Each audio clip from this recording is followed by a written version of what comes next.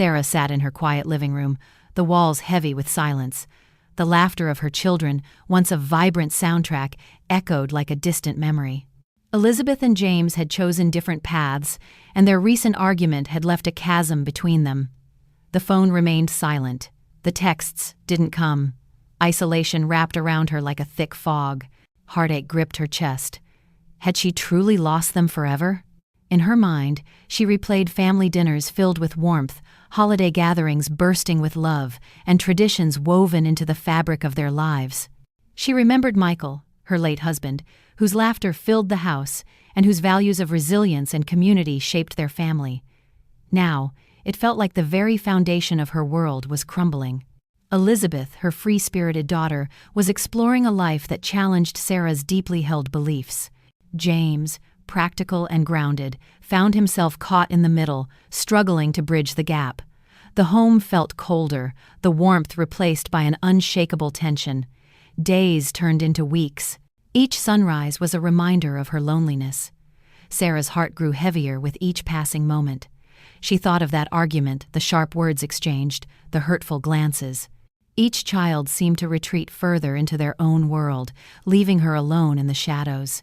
At church, she watched families sit together, united in faith, and her heart ached for that connection. Questions swirled in her mind. Had she failed them? Was her love not enough? The emotional burden weighed on her. Sleep eluded her, replaced by a constant stream of racing thoughts. She found herself withdrawing from friends and community, attending fewer church services. People noticed her absence but didn't know how to reach her. Sarah felt torn, wanting to reach out, yet fearing more rejection. In the quiet of her room, tears fell as she prayed for strength, for healing, for guidance. The silence was deafening. One Sunday, her pastor spoke about forgiveness and compassion. His words hit her like a bolt of lightning. She realized that Elizabeth and James were fighting their own battles. The tension in the air thickened, and she felt a flicker of hope. Perhaps there was a way through this darkness. Perhaps redemption was within reach. But the question lingered. How could she mend the rift that had formed? How could she find her way back to her children? As she sat there, the weight of the world on her shoulders, she knew she had to act. But what would it take to break the silence? To reach out to Elizabeth and James? Would they even listen? Just then, the door creaked open, and Sarah's heart raced. She turned, breath held, only to find the emptiness waiting for her. But what she didn't know was that the seeds of change were about to be sown, and the journey ahead would require all her strength and faith. Could she find the courage to step into the unknown? Would she dare to reach out, to bridge the divide? Or would the silence continue to echo in her home, a haunting reminder of what once was? As she wrestled with her thoughts, a flicker of determination ignited within her. She couldn't give up. She had to try. The question remained how. Little did she know, the answer was closer than she thought, but the path to healing would be anything but easy. The struggle lay ahead, and the first step was yet to come. I remember the warmth of our family home, the kitchen, always filled with the aroma of my mother's Sunday roast. Laughter echoed off the walls, and love meant something tangible. It was a place where we gathered around the table, sharing stories and dreams, holding hands before meals, a moment of gratitude.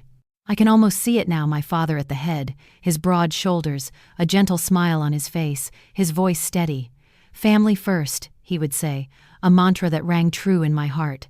Back then, life felt like a tapestry woven with threads of golden memories. We celebrated birthdays with homemade cakes, holidays with traditions passed down through generations. I remember my sister, Elizabeth, always the life of the party, her laughter infectious. We were inseparable, bound by sisterhood and shared secrets, whispering late into the night. Those days felt endless, and I was blissfully unaware of the storms brewing just beyond the horizon. But there was a shadow lurking in the corners, a whisper of discontent I couldn't quite grasp. Elizabeth and I had our own dreams, but somehow they began to drift apart. I wanted to pursue my passion for art, while she was drawn to the corporate world. Our conversations grew strained. Conversations turned into arguments. "You'll never be successful," she would say, her words cutting deep. I would blink back tears, feeling the weight of her expectations. What happened to us? The bond that once seemed unbreakable now felt like a thin thread, fraying under the pressure of our diverging paths. Yet, on the surface, everything looked perfect. Holidays came and went, each one marked by tradition, but the warmth was fading. I didn't know it then, but those moments were merely a facade. As time passed, the cracks began to show. Subtle changes, like the way Elizabeth's smile didn't reach her eyes anymore. I noticed the tension when family gathered. It was like walking on eggshells. Conversations became superficial, smiles strained. The first signs were small, almost imperceptible. A missed phone call here, a forgotten birthday there. I tried to reach out, but it felt like talking to a wall. "I'm busy," she'd say, brushing me off. I wanted to scream, to shake her and ask, "What's wrong?" But I held back, afraid of the answer, afraid that I might lose her completely. Then came the day that shattered everything. It was a crisp autumn afternoon, the leaves turning golden, much like my memories of happier times. I was at home, preparing for what I thought would be a simple family gathering. But as the door opened, the air thickened with tension. Elizabeth walked in, her face a mask of anger. "You didn't tell me," she spat, her voice sharp as glass. I was confused, lost in a whirlwind of emotions. "Tell you what?" I asked, my heart racing. And then it spilled out, a torrent of accusations, each one hitting me like a punch to the gut. "You're taking everything from me, our family, our legacy. You're just a dreamer." The words stung. It felt like a betrayal, a knife twisted in my heart. But what she didn't know was that my dreams weren't stealing anything. They were a part of me, a journey I needed to take. "Elizabeth, please," I pleaded, my voice trembling. "I'm trying to find my path just like you." But she wouldn't listen. The anger clouded her judgment, and I could see it, our sisterly bond, slipping through my fingers like sand. I tried to pull it back, to mend the rift. "We can still find a way to support each other," I whispered, hoping to reach the sister I once knew. But her eyes were cold, a mirror reflecting years of unspoken jealousy and resentment. "You're on your own," she said, her voice devoid of warmth. That night I lay in bed, staring at the ceiling, the silence deafening.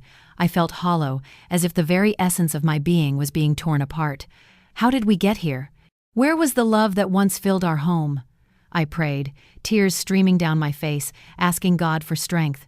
I needed to heal, to find a way to mend not just our relationship, but also my broken heart.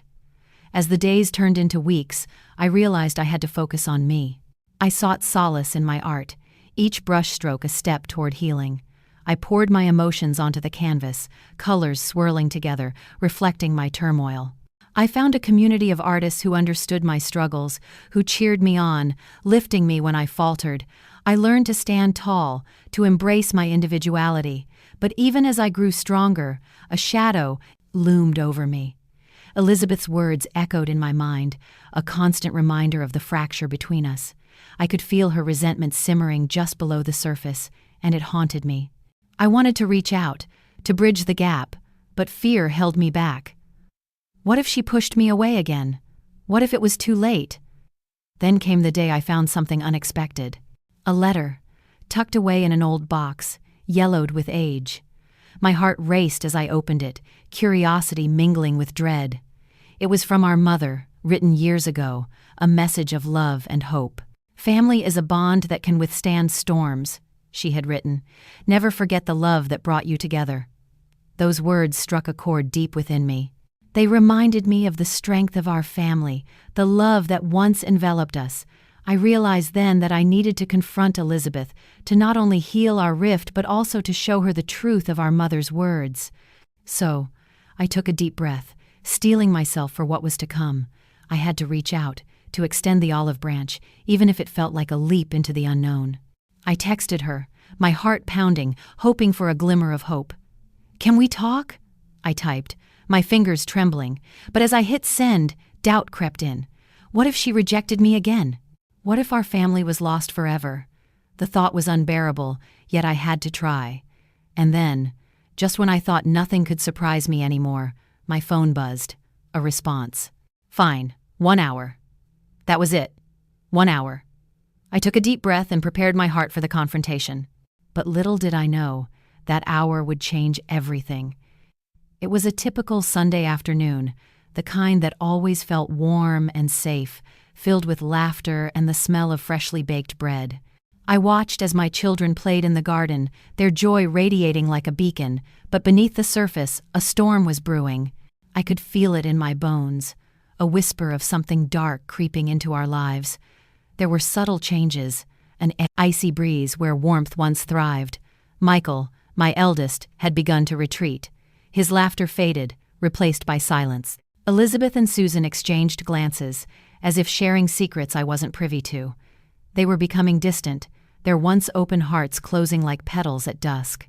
I tried to reach them, to draw them back into the light, but my words seemed to fall flat, absorbed by a growing chasm.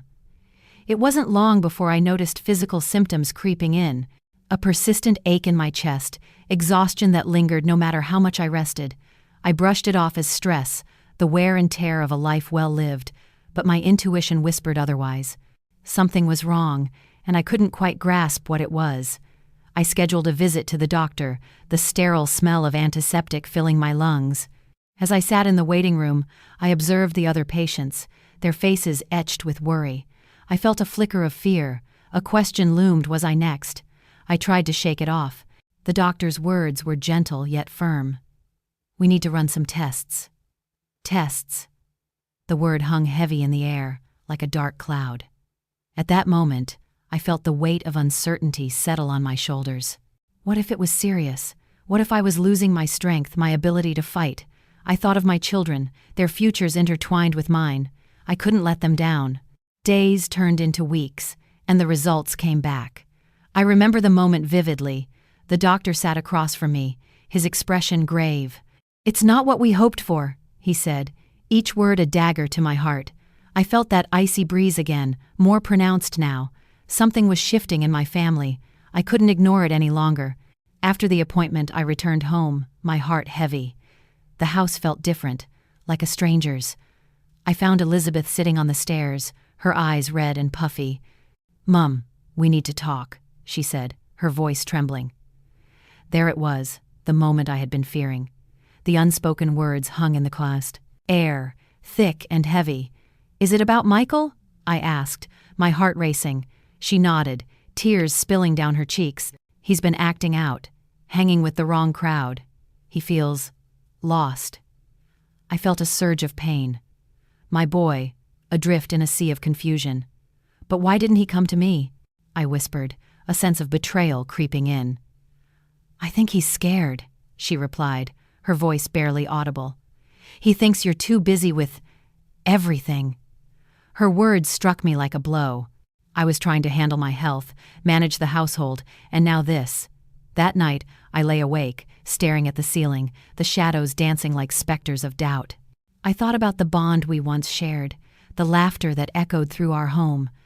I felt like I was losing my grip, slipping away from the family I fought so hard to hold together. Days turned into a blur of worry. I tried to talk to Michael, but he brushed me off, his walls higher than ever. I felt like I was losing him, and with every passing moment, the distance grew. I sought solace in my faith, praying for guidance, for the strength to navigate this turbulent time. "Lord, help me find a way back," I whispered into the dark, my heart heavy with despair. But then came the night of the family dinner. It was meant to be a time of unity, a chance to reconnect.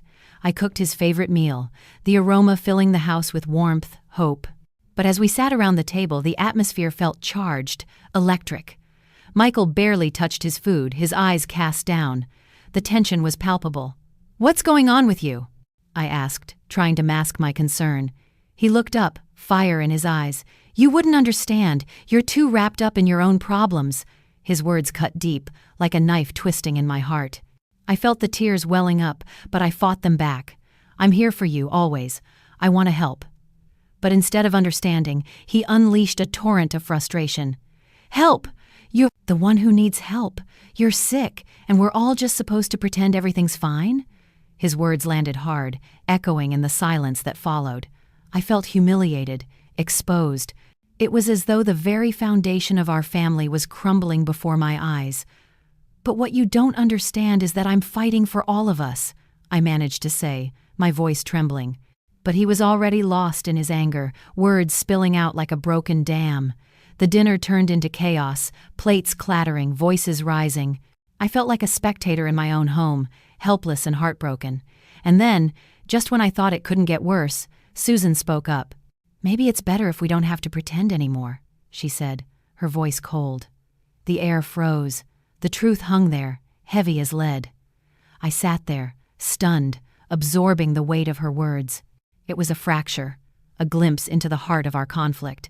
But what they didn't realize was that I was still fighting, still holding on. They needed to see that I was more than just a sick woman. I was their mother, their anchor. I took a deep breath, steadying myself. We can't give up on each other. No matter how hard it gets, we need to stick together. We're family. But as I looked around the table, I saw doubt flicker in their eyes. That night, the echoes of our shattered dinner lingered in my mind. It felt like the beginning of a long, dark journey. But deep down, I knew I had to stay strong. I had to find my strength, for them, for me. But what they didn't know was that I had stumbled upon something surprising, something that could change everything. As the sun rose the next morning, I felt a flicker of hope. I wasn't ready to give up. Not yet. But what would they think when the truth finally came to light? The air felt thick with tension as I entered the room. Everyone was there, family gathered around the table, faces masked with forced smiles. But I could sense the storm, brewing beneath the surface. I had spent years nurturing this family, pouring my heart into every meal, every holiday, every moment that brought us together. Yet, in that instant, it all began to unravel. "Do you even care about us anymore?" Sarah's voice pierced the silence. It was sharp, accusing. Her words hung in the air like a dark cloud. I could see the anger in her eyes, the disappointment etched on her face.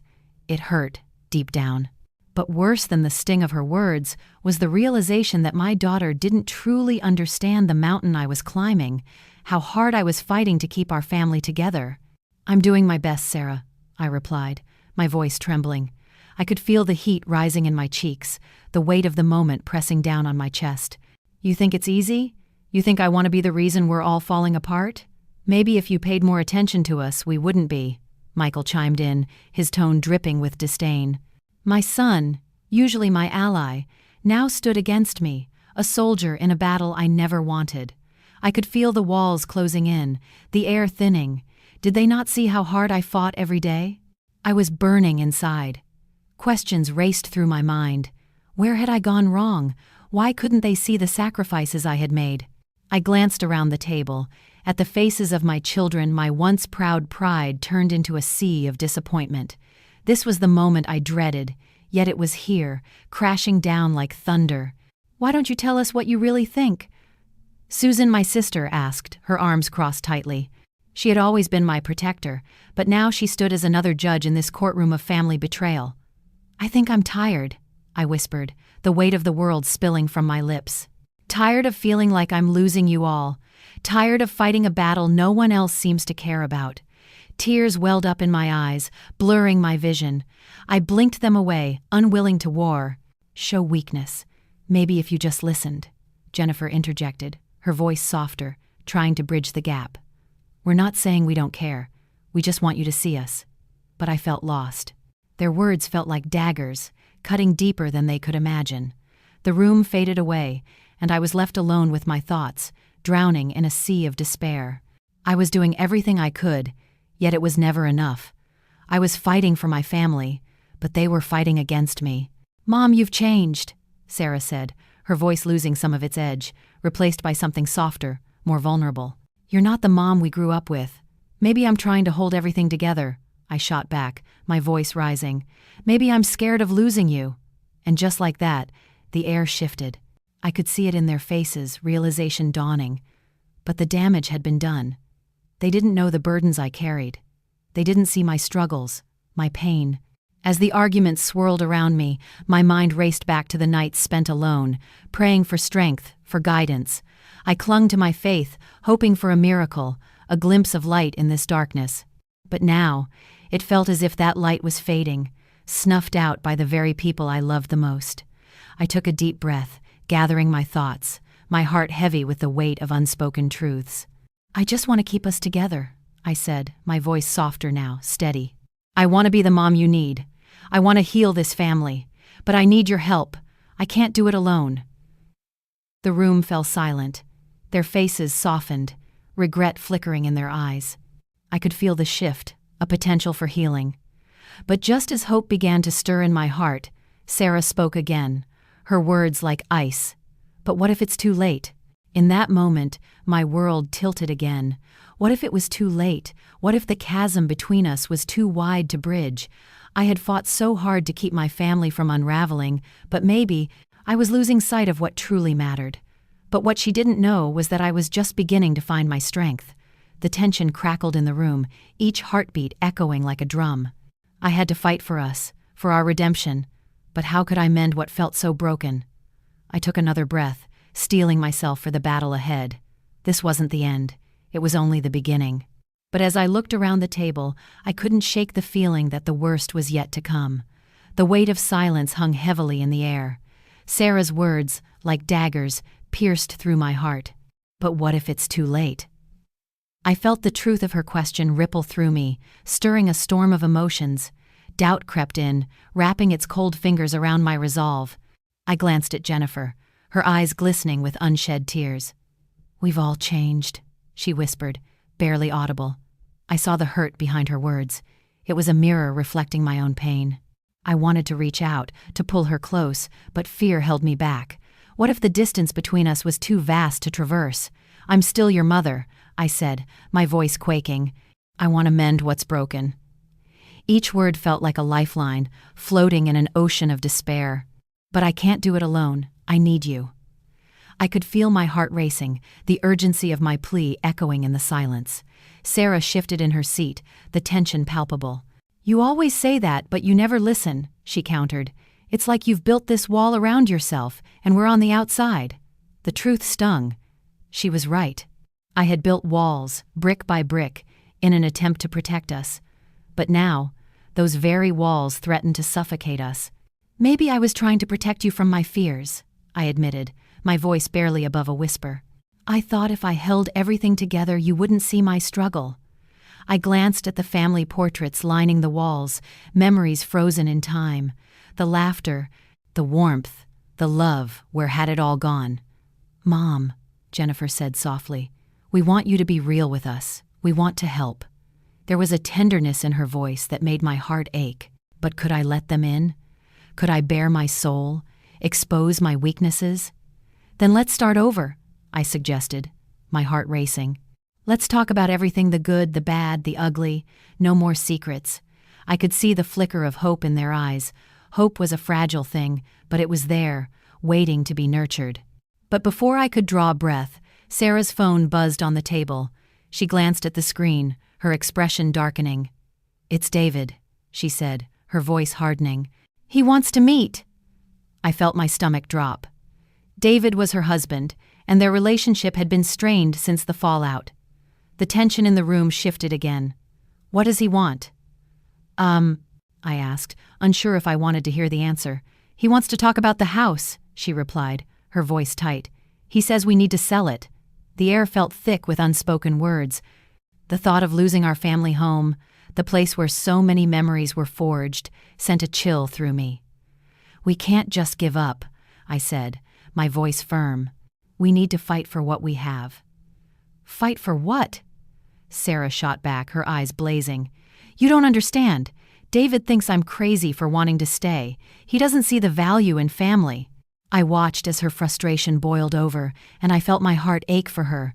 But I couldn't let fear dictate our choices. "We can figure this out together," I urged. "We've faced challenges before, and we've come through stronger. We can do this." Jennifer nodded, her gaze focused. "Maybe we can have a family meeting. We can all talk David too. It's worth a shot."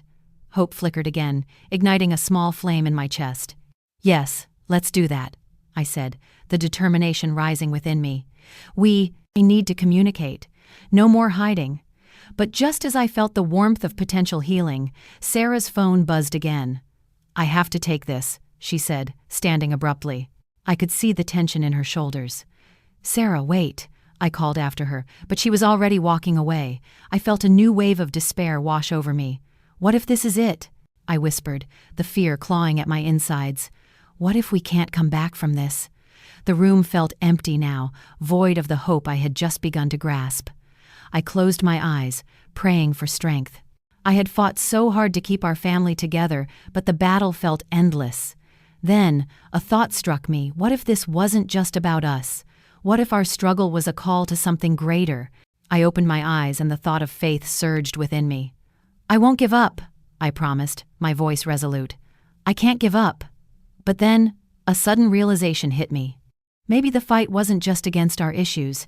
Maybe it was against the very fear that threatened to tear us apart. As I stared at the empty chair where Sarah had just sat, I felt a stirring within. Hang in there, Sarah, I whispered. We're not done yet. Little did I know that the next moments would push us all beyond our limits, forcing us to confront not just our family dynamics, but the very fabric of our lives. But in that instant, I knew one thing for certain. The hardest battles often lead to the most profound victories. And I was ready to fight for my family, for our healing, for our redemption. The silence in the room felt like a heavy blanket, stifling and suffocating. I could see the flicker of doubt in their eyes, the weight of my words settling in. But Sarah's question pierced through the tension like a knife. But what if it's too late? The truth hung in the air, thick and uncomfortable. I could feel the ghosts of our past looming over us, whispering doubts and fears. Had I really let... Why would it get this far? Had I lost my family in my desperate attempt to keep us together? Maybe it is too late, I admitted, my voice barely above a whisper. The thought crushed me, squeezing my heart like a vice, but then I remembered the countless nights spent on my knees, praying for strength, for wisdom. I would not let despair win. Listen, I said, my voice steadier now. I know I've made mistakes. I've let my fear drive a wedge between us, but I'm willing to fight for us. I'm willing to change. The room felt charged, electricity crackling in the air. Jennifer, my youngest, looked away, her expression unreadable. Mom, you say that every time, but nothing changes.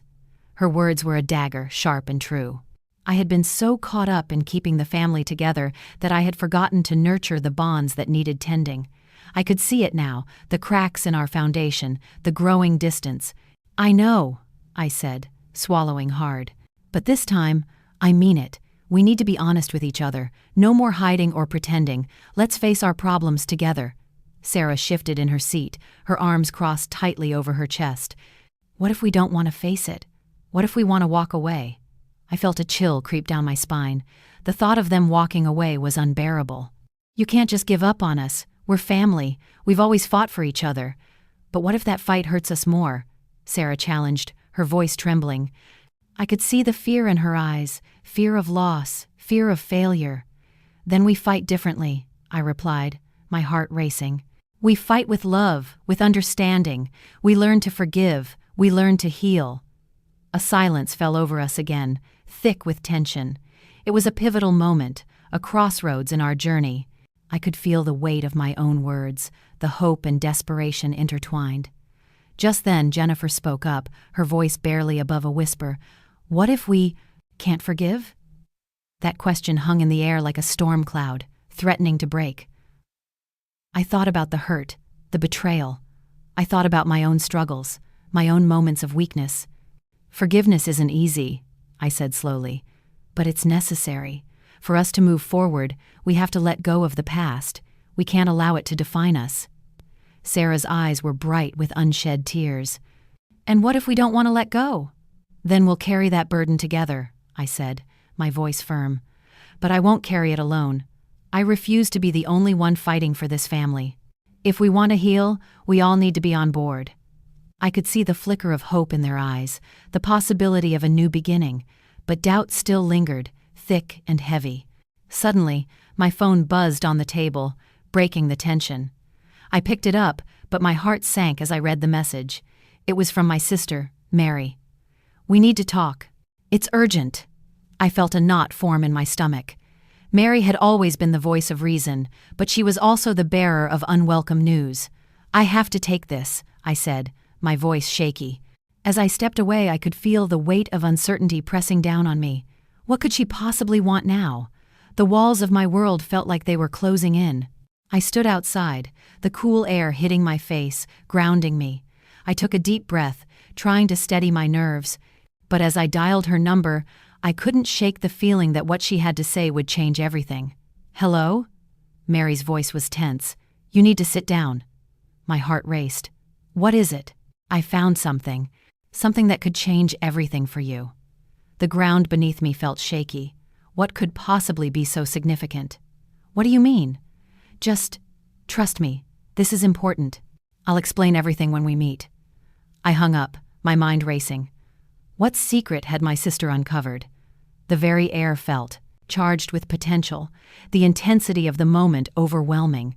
As I stepped back inside, I could see their faces, still etched with uncertainty. I had to hold on to hope, to faith. I had to believe that even in the darkest moments, light could break through. But just as I was about to speak, Sarah glanced at her sister, her voice barely above a whisper. "What if it's not just us that's broken? What if it's the whole family?" That thought struck me like a bolt of lightning. What if the cracks ran deeper than I realized?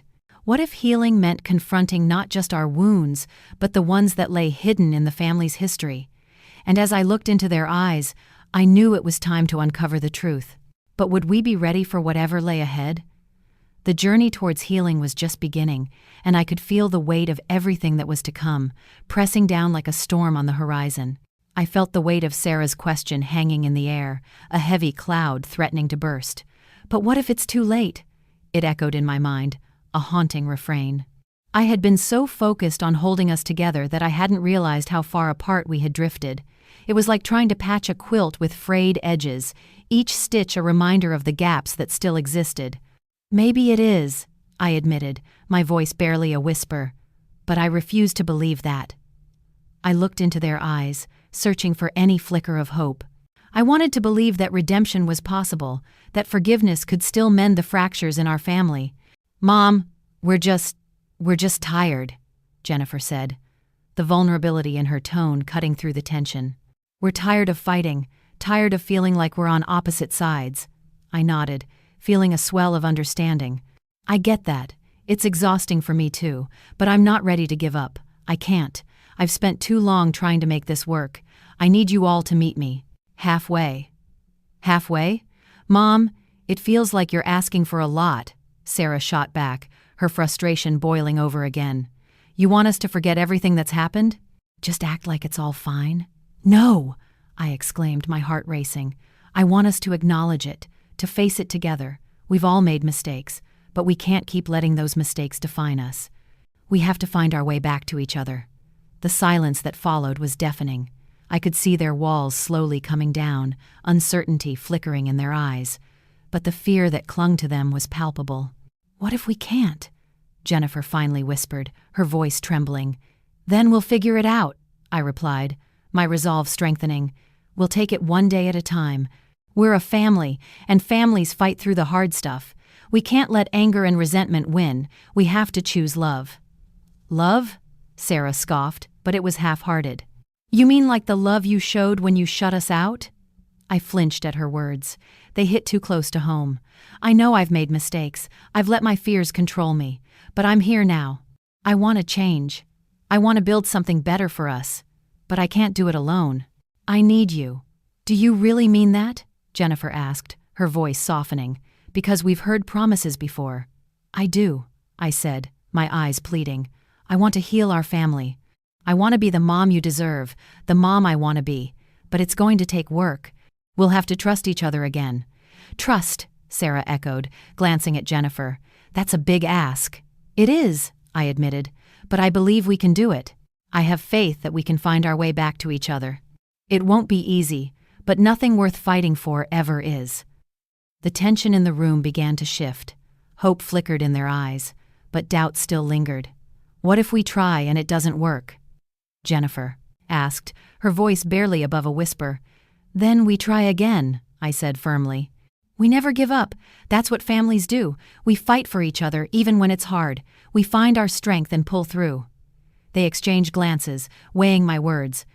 In that moment, I could feel the cracks slowly beginning to mend, but I knew there was a long road ahead. "Okay, let's start small," Sarah said, her tone softening. Maybe family dinners? Just us. No distractions, no phones, just us. I felt a rush of relief wash over me.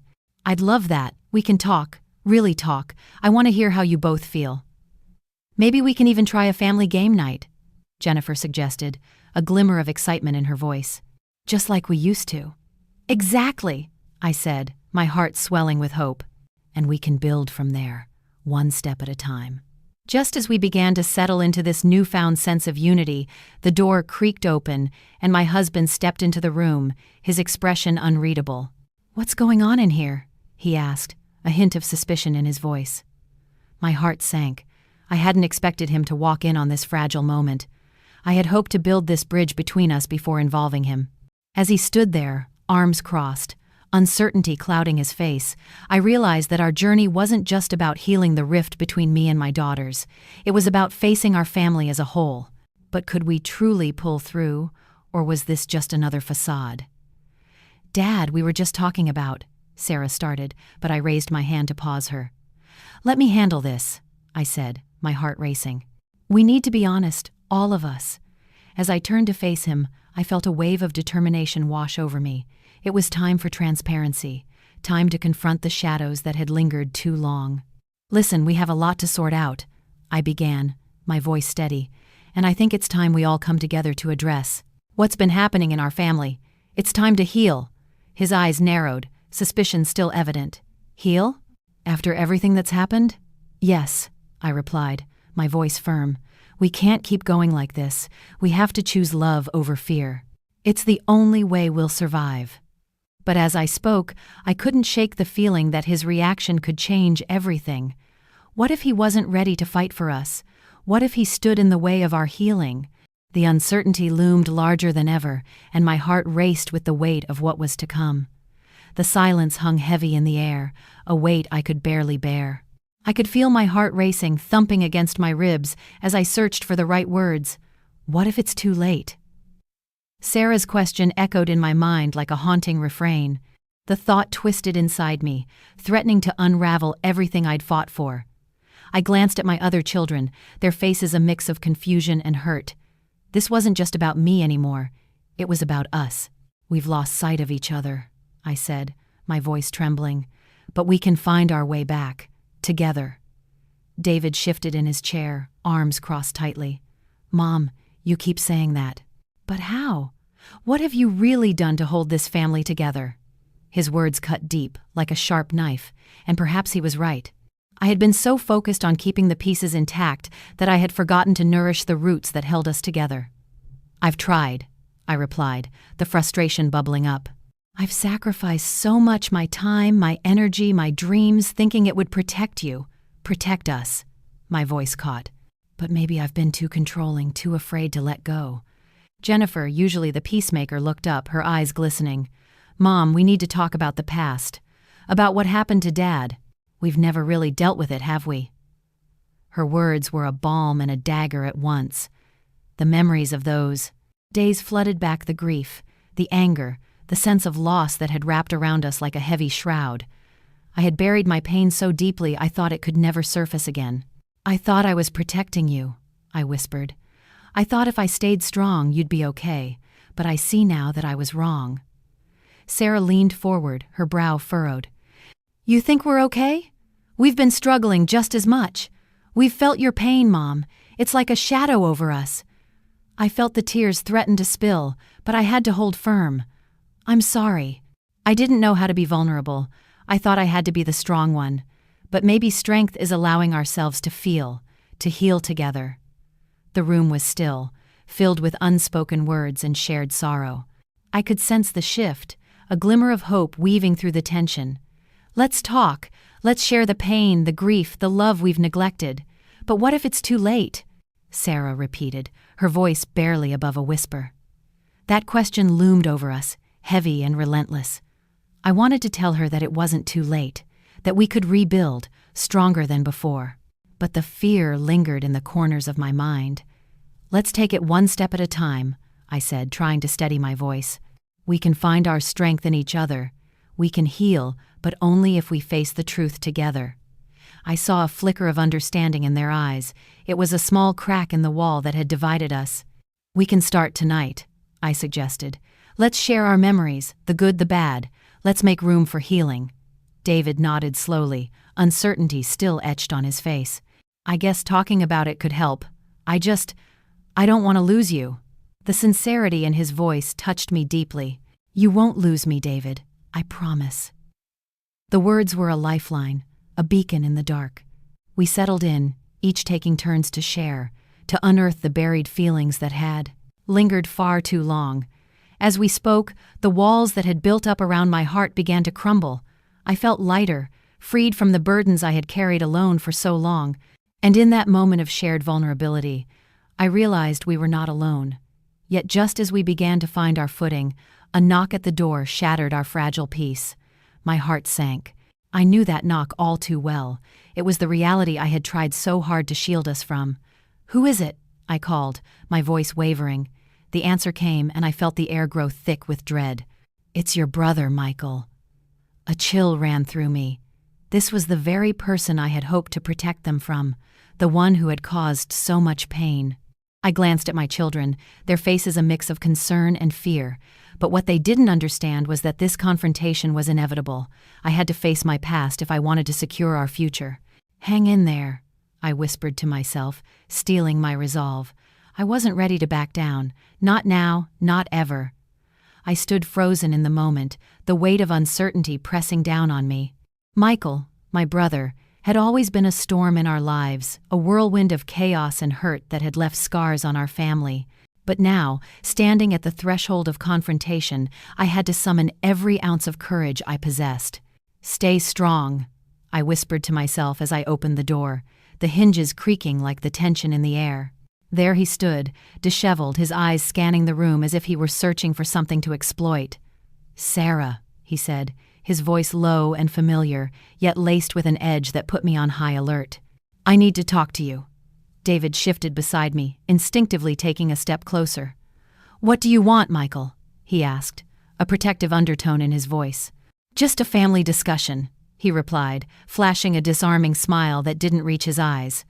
"I heard about your little gathering. Thought I'd join." I could feel the tension crackling like electricity in the air. "You're not welcome here," I said firmly. "Not after everything." Michael shrugged, his indifference only fueling the anger bubbling inside me. "Come on, Sarah. Haven't we had enough drama? I'm here to bury the hatchet." "Bury the hatchet?" I echoed, incredulous. "You've buried more than that. You've buried trust, love, and respect." "Let's not pretend you're blameless," he shot back, his voice rising. "You've kept secrets too, haven't you?" The accusation hung in the air, heavy and suffocating. I felt my heart race, memories flooding back, moments of betrayal, hurtful words exchanged, the rifts that had torn us apart. But I had to stay grounded. "We're not doing this here, Michael," I insisted, glancing at my children, their expressions a mix of confusion and concern. He stepped forward, invading my space. "Why not? Because it's too uncomfortable? Because you can't face the truth?" "Enough!" I interjected, raising my voice. "This isn't about you anymore. It's about healing." David, always the mediator, took a deep breath. "If you want to talk, let's do it properly. No shouting, no accusations, just the truth." Michael's sneer faded for a moment, replaced by an expression that held a flicker of surprise. "You think you can make me talk?" "I'm not trying to make you do anything," David replied, his tone steady. "But if you want to be part of this family, you need to show us you're willing to change." I could see Michael weighing his options, the tension in his jaw tightening. "Change? You really think I need to change? Look at you all, pretending to be the perfect family. What a joke. Maybe we're not perfect, but we're trying," I said, my voice softening. "You can too, but it starts with honesty." "Honesty?" he scoffed, but I noticed the crack in his bravado. "What do you think? You're going to uncover more lies?" "Maybe," I replied, my heart pounding, "but we can't move forward until we confront the past. Together." His gaze flicked to David, then back to me, as if he were searching for something, an opening, a weakness, but I wasn't going to give him that. "You're right to be suspicious," I admitted. But you need to know that I'm not the same person I was before. I've fought too hard to get to this point to let you tear us apart again. I'm not here to tear anything down, he said, his voice a low growl. I just want a chance to be a part of this family. Then show us, I challenged, my heart racing. Prove that you're willing to change, not just for yourself but for us. For a moment there was silence, a heavy pause where the weight of his choices hung in the air like a dark cloud. I felt the warmth of my children beside me, their support grounding me. No matter the outcome, I was ready to stand my ground. Maybe I will, he finally said, his voice almost a whisper, as if he were trying to convince himself. But what you don't understand is that I'm not here for redemption. I'm here because I have nowhere else to go. My heart sank. This wasn't just about family anymore. It was about survival. You can't expect us to welcome you back with open arms, Michael. Trust doesn't come easy after everything. Then what do you want from me? He asked, frustration creeping into his tone. You want me to beg for forgiveness? To kneel before you and apologize for everything? No, I said, my voice firm. I want you to take responsibility. To understand the pain you've caused. Pain? He laughed bitterly. You think I don't know pain? You think I haven't felt it? You're all so wrapped up in your little world, you don't see the truth. It was like a punch to the gut, a truth I had almost forgotten. What do you mean? I asked, my curiosity piqued, despite the anger swirling within me. He hesitated, and for a split second, I saw a glimpse of the brother I used to know, a wounded soul searching for solace. You think you're the only one who's suffered? He murmured, his voice suddenly vulnerable. I'm not the villain in this story. Maybe not, but you've played the part well, I said, my heart torn between anger and empathy. You've hurt us, Michael. You have to understand that.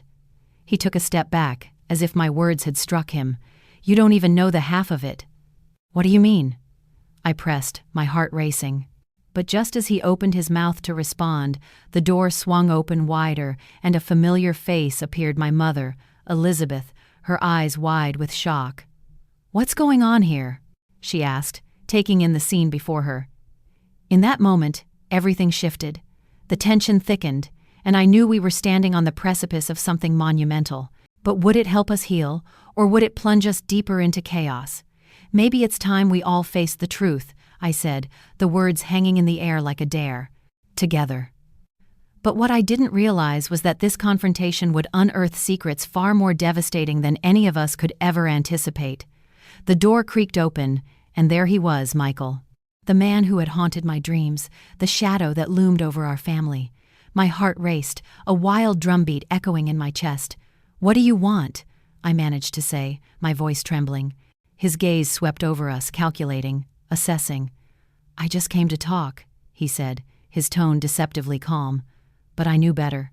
Michael was like a storm, chaotic, unpredictable, and capable of destruction. David instinctively stepped in front of Sarah, protectiveness etched across his face. You're not welcome here, he declared, his young voice steady despite the fear I sensed radiating from him. Let's not be hasty, Michael replied, a smirk playing on his lips. I'm here to make amends. Family is what matters, right? The words dripped with insincerity, and the air between us grew thick with tension.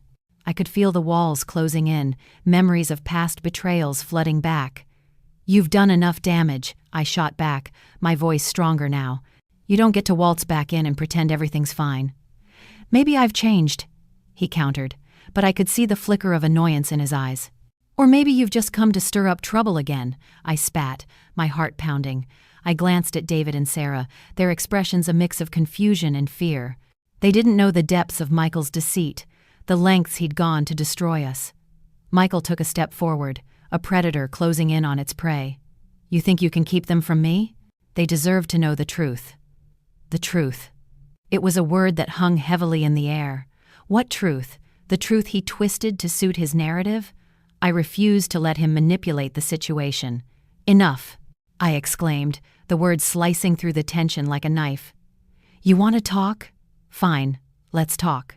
But on my terms. I gestured for my children to sit back down.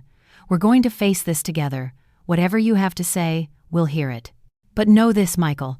I won't let you tear us apart again. He crossed his arms, a smug look on his face, but I could see the flicker of uncertainty in his eyes. "All right then, let's see how strong your little family really is." We settled back into the living room, the atmosphere thick with tension. Michael leaned against the wall, his posture relaxed but his eyes sharp. "Let's start with the past," I urged, my voice steady despite the whirlwind of emotions. "What do you think you can say that will change anything?" He hesitated, and for a moment I thought I saw a flicker of doubt. "You think you're so righteous," he scoffed. "But you have your secrets too. Your children don't know the real you." The words stung. I had fought so hard to keep my past hidden from them, to shield them from the hurt. But was it too late? Had I built a fortress only to have it crumble in an instant? "Maybe it's time they knew," I replied, my voice firm. "Maybe it's time we all face the truth about ourselves." Michael's smile faltered, and I could sense the shift in the room. David and Sarah exchanged glances, their curiosity piqued. "What do you mean, Mum?" Sarah asked, her voice soft but steady. I took a deep breath. "I've made mistakes. We all have. But I've learned that facing those mistakes is the first step toward healing." Michael's expression hardened. "You think you're some kind of martyr. This isn't about you. It's about what I've lost."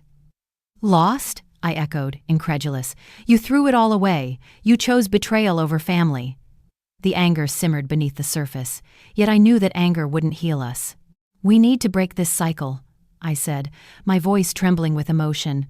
"We need to find forgiveness, even if it's hard." He scoffed, shaking his head. "Forgiveness? You think that's going to fix everything? Some things can't be forgiven." "Maybe not," I replied, my heart pounding. "But we can learn from them. We can choose to move forward." For the first time, I saw a flicker of vulnerability in Michael's eyes. "You really believe that?" he challenged, but there was uncertainty in his tone. "I do," I said, feeling a surge of strength. "And so should you." Before he could respond, David spoke up.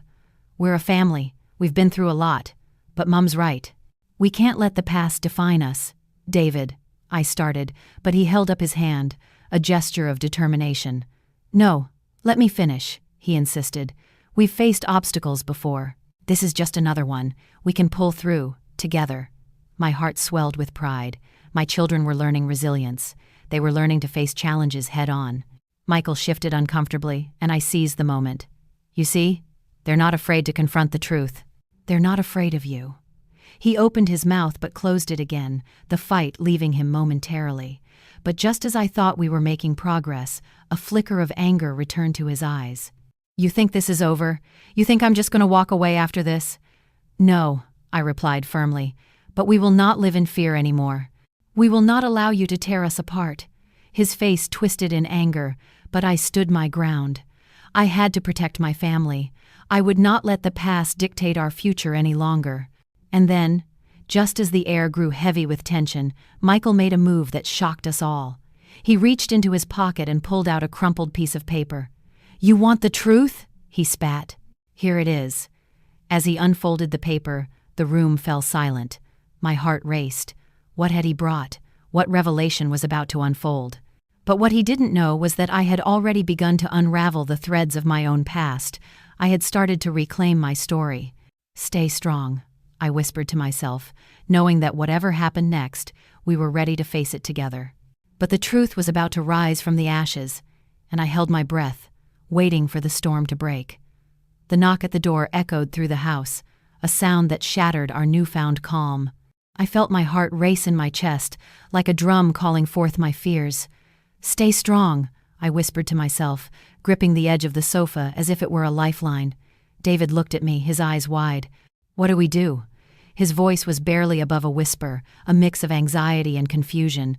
I took a deep breath, steadying my nerves. "We face him," I said, my voice firmer than I felt. "We can't keep running from the past." As I rose to open the door, I caught a glimpse of Sarah's face, fear mixed with a flicker of hope. I remembered what I had told them earlier. Healing comes from truth.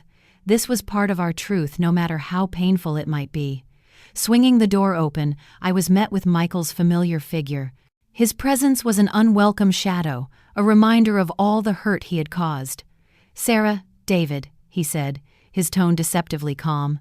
I need to talk to your mother. Not now, Michael, I replied, my voice steady. Not after everything you've done. He stepped forward, the doorframe narrowing the space between us. I know you're angry, but we're family. We can work this out. Family. The word felt heavy on my tongue like a bitter pill. You've done nothing but tear this family apart, I shot back, my heart racing. What makes you think I would trust you now? The silence that followed was thick with tension. David shifted beside me, instinctively drawing closer. I could feel his fear radiating, and I wanted to shield him from this. We're done with your manipulation, I continued, my voice rising. This time we're standing together. Michael's face darkened, and for a moment I saw the mask slip away. You think you can just dismiss me? You don't know what I'm capable of. That was it. The moment of truth, where fear and strength battled within me. You don't scare me anymore, I declared, raising my chin defiantly. I've learned how to fight back. You're not the same person I feared before. As I stood there, I felt a surge of power. It was as if the years of pain had birthed a strength I never knew I had. This isn't just about you and me, Michael. This is about them. I gestured to my children. This is about our future. The tension in the air crackled like static. Michael seemed taken aback, a flicker of uncertainty crossing his face. You won't win, he spat, but the venom in his voice lacked conviction. Maybe this isn't about winning or losing, I replied, my voice softening. Maybe it's about healing. It's about forgiveness. A small pause hung between us, like a breath held too long. I could see the gears turning in his mind. Forgiveness? He echoed, as if tasting the word. You think you can forgive me? Yes, I said, surprising myself. But not without accountability, not without facing the damage you've caused. The silence stretched on, and I could feel my family's presence beside me, a steadfast wall of support. You need to understand, Michael. You can't just walk back into our lives without making amends. He shifted uncomfortably, the bravado slowly fading. I never meant for it to go this far, he muttered. It doesn't matter what you meant, I shot back. What matters is what you did, and now you need to face it full force. David stepped forward, his voice steady. You hurt us, Uncle. We can't just forget that. Michael looked at him, his expression softening. I know I've made mistakes. But before I could respond, a sudden realization hit me. But what you don't understand is that we're not here to dwell in the past, we're here to reclaim our future. Just then, a glimmer of something shifted in Michael's eyes. Was it regret? Was it a hint of understanding? It was too early to tell, but for the first time he looked vulnerable. Maybe I can try, he said finally, his voice barely above a whisper. But just as the possibility of reconciliation began to settle in, a familiar voice cut through the air like a knife. You think you can just crawl back into their lives? I turned to see Lisa, my sister and Michael's accomplice in our family's downfall, standing in the doorway. Her presence was a dark cloud, an instant reminder of the chaos she had brought. What are you doing here? I demanded, my heart racing again. I came to set things straight, she shot back, a smirk dancing on her lips. You're not the only one with a say in this family. As I stood there, a wave of dread washed over me. I had thought we were on the verge of healing, but now the storm clouds gathered again. Would we ever truly be free from the shadows of our past? But I remembered my promise to my children. We were stronger together. You won't intimidate us anymore, Lisa, I declared, finding my voice amidst the chaos. This is our chance to choose our path. And as the confrontation unfolded, I realized that the true battle wasn't just against Michael or Lisa. It was about reclaiming our strength, our unity, and our hope. But just as I took a step forward, I felt the ground shift beneath me. Do you really think this will end well? Lisa asked, her voice dripping with sarcasm. You're playing with fire, and you're going to get burned. But I wasn't about to back down. Maybe it's time for a little fire, I said, my heart racing with determination. Because we're ready to rise from the ashes. But as I opened my mouth to respond, I felt the weight of their gazes upon me, and a chilling thought crossed my mind. What if this confrontation was only the beginning of something far more dangerous, and just like that, the stakes were raised? The question hung in the air. Would we pull through, or would the past consume us once more? The moment felt like the world paused. I stared at the door, heart pounding, a tempest of emotions swirling within me. "What do I do now?" Sarah's eyes mirrored my fear. "Stay strong," I whispered, more to myself than to her. The knock echoed again, insistent, demanding my attention. I took a deep breath, feeling the weight of the past press against my chest. I had to confront this. "Let's face this together," I said, my voice steadying. "Whatever happens, we're a team." David shifted closer, his hand finding mine. It was a small gesture, but it anchored me in that moment. "Are you sure?" he asked, uncertainty lacing his words. "Absolutely," I replied, summoning every ounce of courage. "We've come too far to back down now." With a resolute step, I opened the door. Michael stood there, his presence bringing a wave of memories both bitter and sweet. "I need to talk," he said, his tone flat, devoid of the warmth I once knew. "Then let's talk," I replied, my heart racing. We moved to the living room, the air thick with tension. I could feel my children's eyes on us, their silent support a balm for my fraying nerves. "What do you want?" I asked, trying to keep my voice steady. "I'm here to make amends," he said, his gaze darting away. "I know I've made mistakes." "Made mistakes?" I echoed, anger rising like a tide. "You've shattered lives, Michael. You left scars that run deep." He shifted uncomfortably, the weight of my words sinking in. "I know. I'm sorry. But I'm trying to change." I wanted to believe him. I really did. But the past had a way of creeping back, making it hard to trust. "Words are easy," I said. "It's actions that matter." David shifted beside me, his voice steady. "If you really want to change, then show us. Don't just tell us." Michael flinched at my son's challenge. "I will. I want to. But you have to give me a chance." "Trust is earned, not given," I said, feeling the weight of the moment. "You've broken it too many times." The silence that followed was deafening. I could see the flicker of regret in his eyes, but would it be enough? "I'm not asking for forgiveness," he said finally. "Just a chance to prove I can do better." I glanced at Sarah and David, their expressions a mix of hope and caution. "What do you think?" I asked them, wanting their voices to matter in this moment. "I don't know," Sarah said, her voice small. "Can we really trust him again?" David nodded, his brow furrowed. "I want to believe he's changed, but we need to be careful." "Then let's take it slow," I suggested. "One step at a time. We can start with honesty." Michael nodded, a flicker of determination crossing his face. "I'll start. I've been hiding things, keeping secrets, but I want to be open now." The honesty felt like a fragile thread, but it was a start. "Let's hear it," I said, bracing myself for whatever would come next. He took a deep breath. I was scared of losing everything, of confronting my mistakes. So I hid behind lies. A part of me wanted to reach out, to comfort him, but the wounds were still fresh. "And what about the things you did to hurt us?" I pressed. "I can't change the past," he said, his voice trembling. "But I can work on making a better future. I want to be part of this family again." The words hung in the air, a delicate balance between hope and doubt. "It won't be easy," I warned. "Trust takes time." "I understand," he replied, sincerity shining in his eyes. "But I'm willing to fight for it." "Then let's start with small steps," I said, feeling a glimmer of hope. "We can rebuild, but it requires honesty and commitment." David squeezed my hand, grounding me in this moment. "I want to see you try," he said, his voice steady.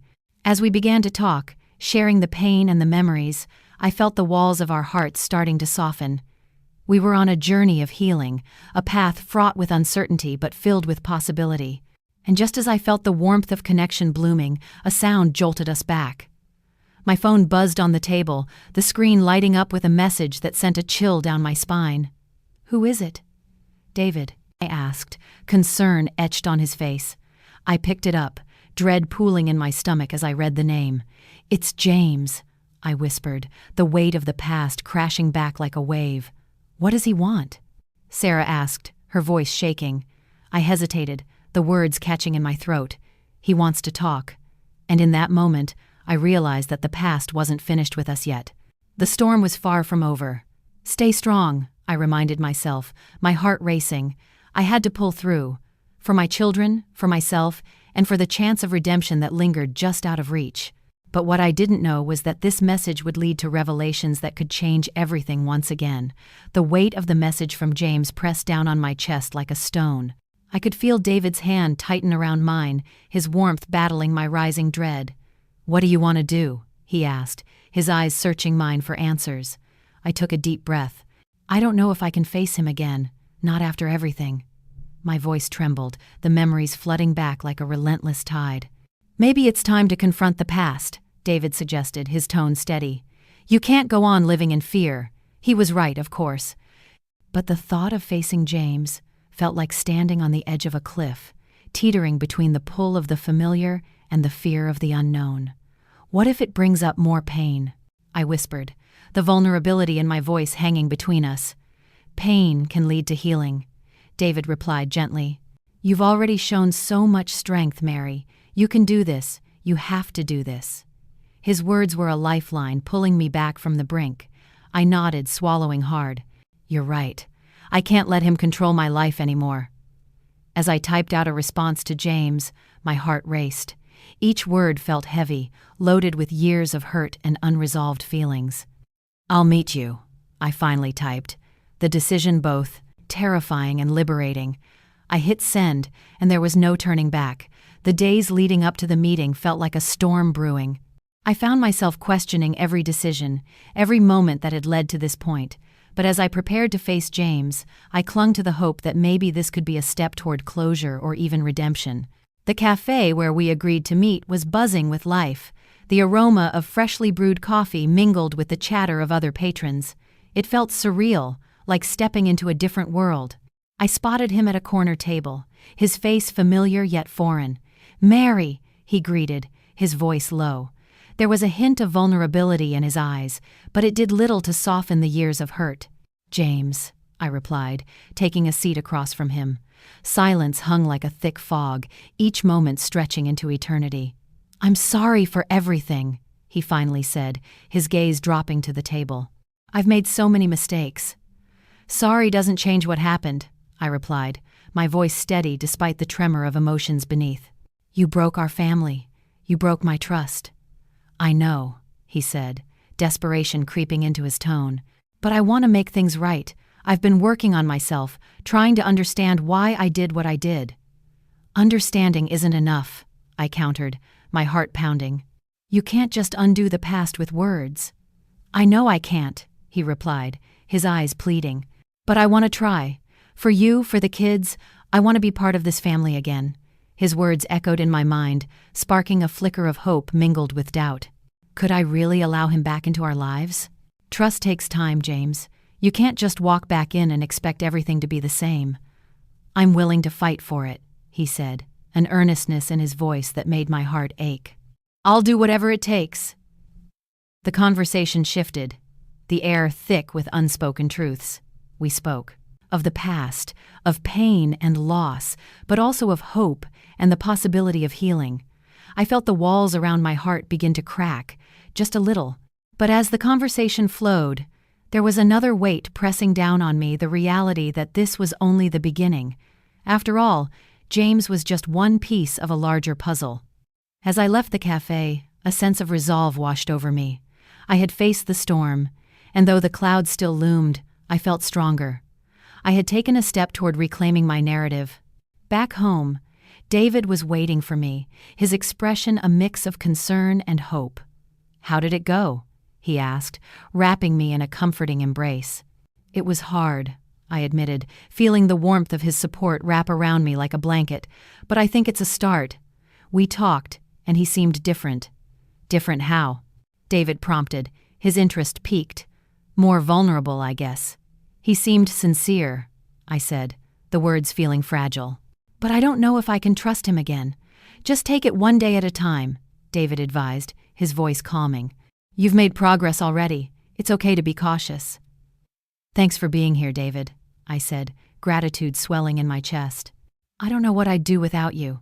"You'll always have me," he assured, his grip tightening, "no matter what comes next." And there it was, a flicker of hope that maybe, just maybe, we could navigate this together.